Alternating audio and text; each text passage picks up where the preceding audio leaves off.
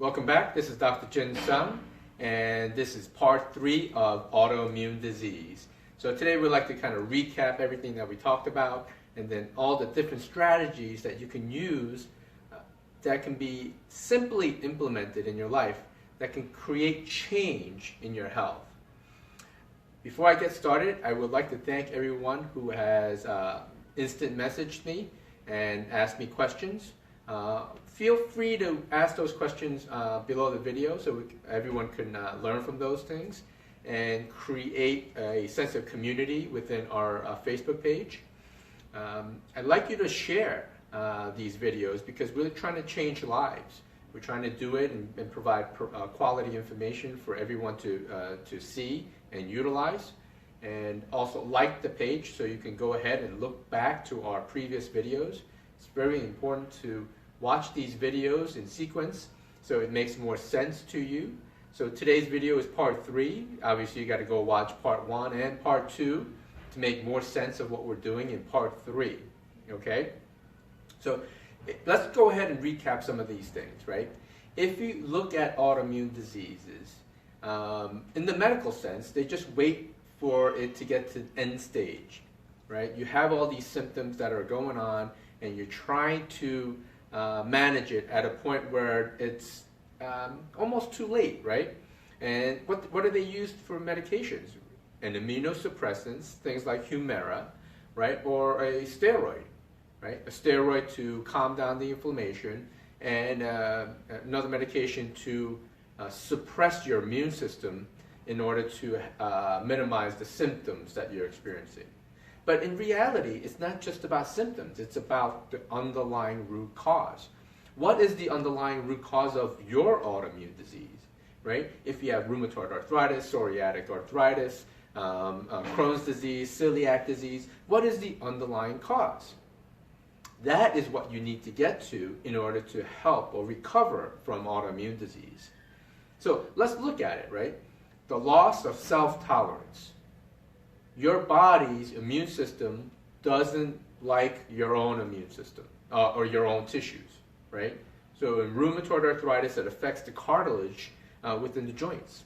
So you have all these, the patients who have those hands that are all twisted up, big nodules, right?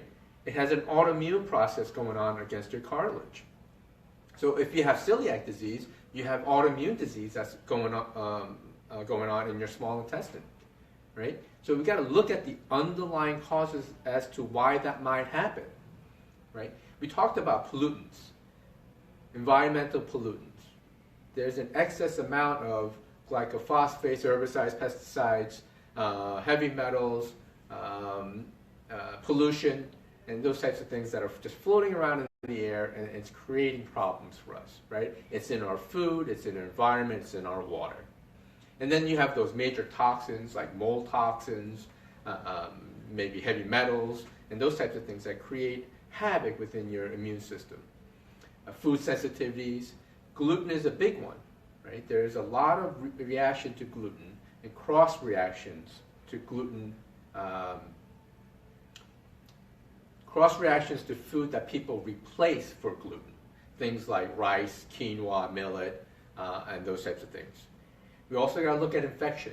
Do we have a GI infection? Do we have a chronic virus? Is there something going on that's creating an environment where your immune system is dysregulating and is causing self-damage? It's creating loss of self-tolerance. It's creating severe inflammation, and it's creating issues in terms of recovery. Stress. Stress is a huge, huge factor, and I spoke about this last week. If you have a very bad relationship, you have a very bad boss, you have a job you just hate, right? And you live in that environment, you will trigger autoimmune disease, right? Hormone dysregulation.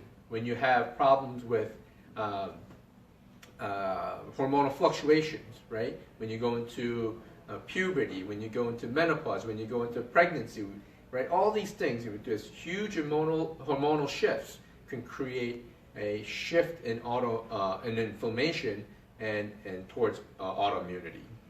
Okay? So we're going to talk about some strategies that can help with autoimmune disease, right? Before we look at strategies to help autoimmune disease, we have to look at what causes, things that you can do to help yourself get out of that cycle of autoimmune disease, right?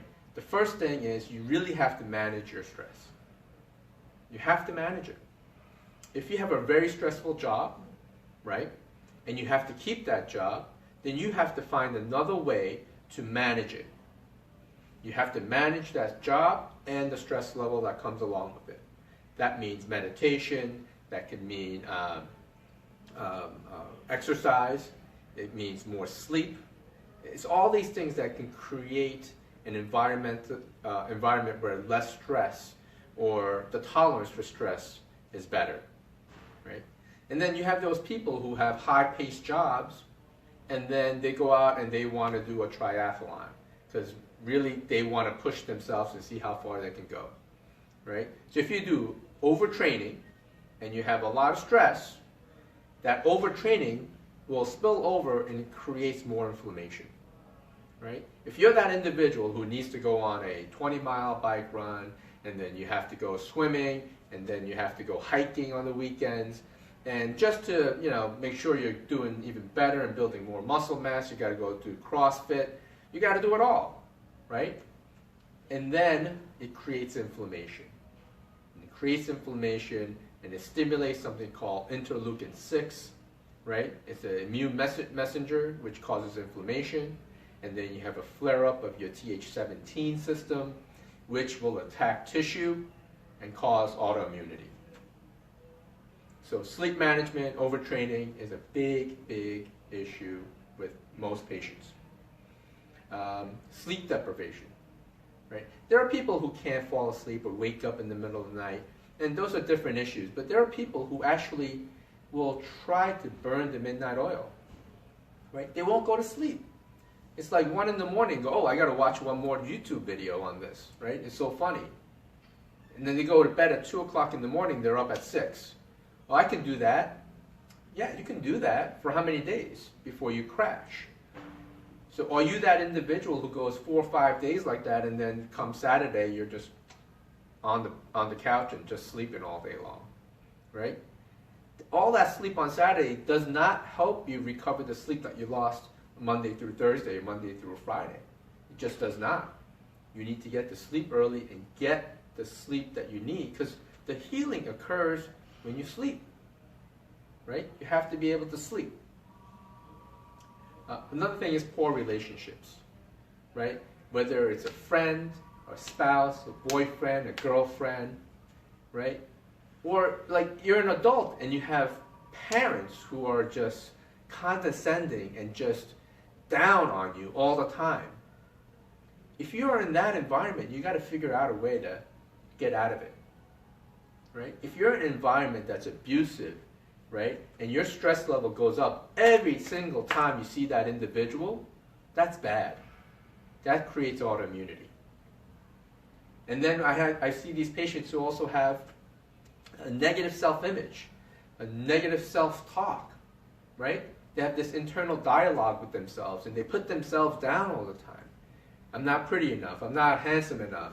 I don't have a good job. I don't make enough money. I suck, right? I'm too ugly, right? You have these people who have these negative self-image, self-talk, right? If you went out and said that to someone else, they would just look at you and go, wow, that's such an incredibly mean individual. Yet we have that internal dialogue. And you tell yourself, you're like, I'm so ugly, I'm so fat, you got to start loving yourself. At the end of the day, it matters. Okay? So you look at stress, you got to look at overtraining, you got to look at sleep deprivation, poor relationships, negative self-image, and another big thing is blood sugar management.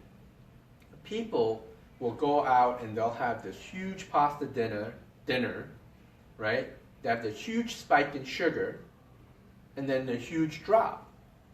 And then they might get up in the morning and they have a donut, right? And a cup of juice. And you have this big spike of sugar and a big drop. Then come lunchtime, I'm famished, and I'm going to have this big sandwich, and blood sugar goes up and goes down. You're going to have to manage that. You have to manage your blood sugar, because every time you have a spike in blood sugar, it's going to create inflammation. And inflammation is going to stimulate your Th17 system, and it's going to create, at one point or another, an autoimmune disease, right? Because the autoimmune disease doesn't just come and just all of a sudden appear. It's a process. Things come into play. Things like pollutants, toxins, food sensitivities, infections, stress, hormone dysregulation, right? Or gut dysfunction. All those things are underlying, right? And it dysregulates your immune system. And then you have loss of self-tolerance. And it starts to create some things, right? A little symptom here, a little symptom there. Then you go to your doctor and they go, hey, you're perfectly fine, your blood work is normal. Right? The next thing that will happen is you're going to have antibody production. You're going to have silent antibody production to your own self-tissue. And even then, you may not have a lot of symptoms, right? And then, when you actually get diagnosed is when you have severe symptoms and you have a lot of antibodies in the blood that show that you have an autoimmune disease to yourself, right? And that's when medical management comes in. When they finally diagnose you at a time where you are feeling so horrible that you're on steroids and an immunosuppressant, right? You've taken yourself that far along the path before you have intervened. You need to do that ahead of time so you do not get to that point, right? So I'd like to talk about some of the managements, right? It's really about positive attitude. You have to get in an environment where there's community, love, relationships, right? You need a community of maybe people who exercise, so you have the proper exercise level. You need to sleep. Without sleep, you don't recover. You need to have good quality sleep. You can't function on 3 to 5 hours a day. You need a good quality of 7.5 to 8.5 hours, right, as an adult. Some people who have autoimmune disease may need 9 or 9.5 hours so their body can fully recover. It's not an easy thing, but sometimes that's what we need. Another thing is you have to get yourself out of that environment of negativity that is a vicious cycle, right? Especially if you're in a relationship. I mean, marriages are difficult as is, but if you're, let's say, a boyfriend or girlfriend who are just completely abusive, you need to get out of that. You can't just, accept those things, right? You have to be able to love yourself to get out of those types of relationships, right? We also need community. And this is where things like church, right? Social clubs, like a ping pong club, or a soccer club, whatever club. You get into these clubs and you find people who have the same interests and passion for the same things. And that creates an environment of healing, right? And also you need to be able to manage your blood sugar. If you don't manage your blood sugar, it's very difficult. So increasing good quality protein, grass-fed game meats, right? Good fats, avocados, coconut oil, fish oil, even palm oil would be good, and coconut oil.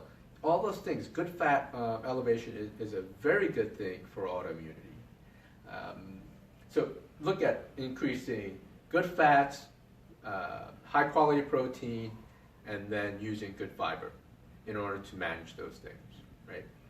Nutritionally speaking, we talked about using vitamin D to dampen some of this. So vitamin D levels are important. You need to get that checked by your primary care physician and take some vitamin D. You need essential fatty acids or fish oils and those types of things that we just talked about. You have to boost your glutathione levels. So there are certain nutrients that help you boost glutathione levels, but you can't do that using coffee enemas. You can improve glutathione levels by using coffee enemas. So Google that and look it up. I would suggest that you do coffee enemas under medical supervision though, right? or you really, if you have a lot of things going on, you don't want to do coffee enemas, but you should do it under medical supervision. The other thing is about recovery. Putting yourself in an environment where it's healing. Putting yourself in an environment where you don't have that negative self-talk, right?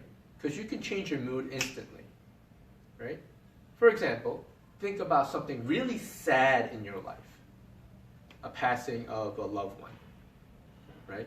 If you think of that moment, it will immediately trigger a hormonal shift, right? You become saddened. But if you think about something that's very happy in your life, something very positive, and then something to look forward to, your physiology shifts. So you can actually change your physiology in a very conscious manner. It's just a matter of being motivated and thinking positive thoughts, getting in a community where people are supportive, getting out of negative relationships.